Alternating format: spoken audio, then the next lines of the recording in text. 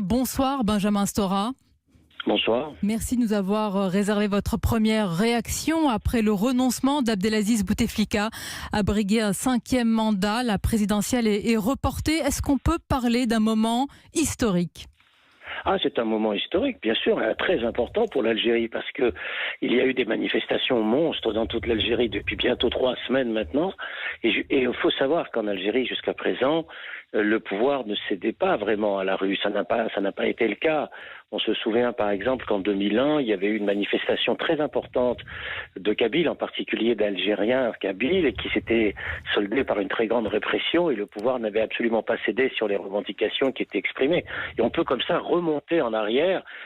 C'était pratiquement très rare que le pouvoir cède aux revendications de la rue. Même en octobre 88, le pouvoir était resté en place.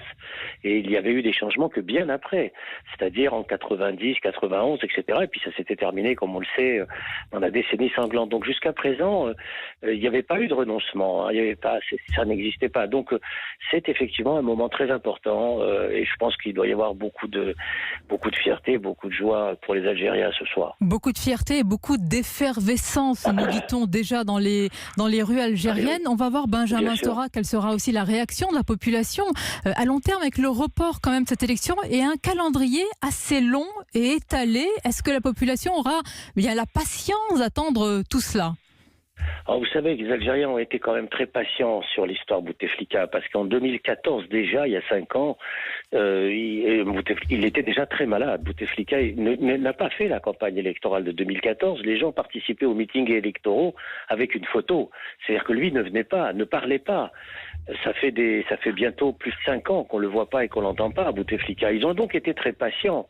Là, maintenant qu'il renonce, je pense qu'il y aura effectivement la volonté de compromis politique entre les différentes formations, ce qu'on pourrait appeler presque un compromis historique qui peut exister entre les différentes formations.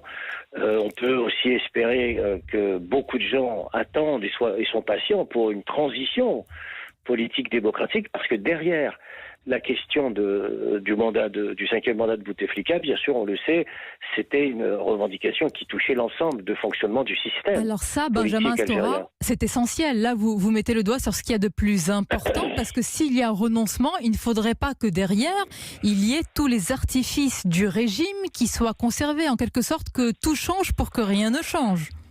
Bien sûr, on connaît tous la célèbre formule pour le film Le Guépard en particulier. Bien sûr, mais ça, les Algériens, je pense, en sont très conscients. C'est-à-dire que le premier mouvement, c'était quand même le renoncement par Bouteflika de sa présentation à cette sélection présidentielle. Maintenant, il est évident que les gens vont être extrêmement attentifs. Ils sont très politisés, les Algériens, ils sont très attentifs à ce qui va se passer. Sauf que là, on a vu une crise profonde du système algérien lorsque on a vu les avocats, on a vu les juges, on a vu les associations d'anciens combattants comme l'ONM, on a vu les enfants de martyrs, les enfants de Chouhada, toutes les grandes figures de la guerre d'indépendance algérienne qui se sont désolidarisées de ce 5e mandat. Et donc il y a eu quand même petit à petit, disons, une crise profonde du fonctionnement de ce système. En l'occurrence, ce 5e mandat a été révélateur de tout un fonctionnement antidémocratique, opaque, fonctionnant dans le secret, etc. Et même l'armée, in fine, a été obligée de se désolidariser de tout cela. On le sait par la déclaration de Gaïd Salah, le général en chef, le chef d'état-major de l'armée algérienne, qui n'a pas cité Bouteflika dans ses 2 derniers discours.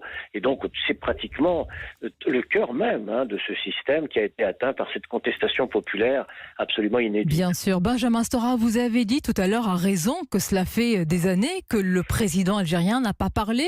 Et peut-être n'a-t-il pas écrit également, d'où cette interrogation sur cette lettre où il a annoncé ce renoncement. Qui a véritablement écrit cette lettre ? Est-ce son entourage, son clan ? Vous savez, ça, on le saura peut-être jamais, parce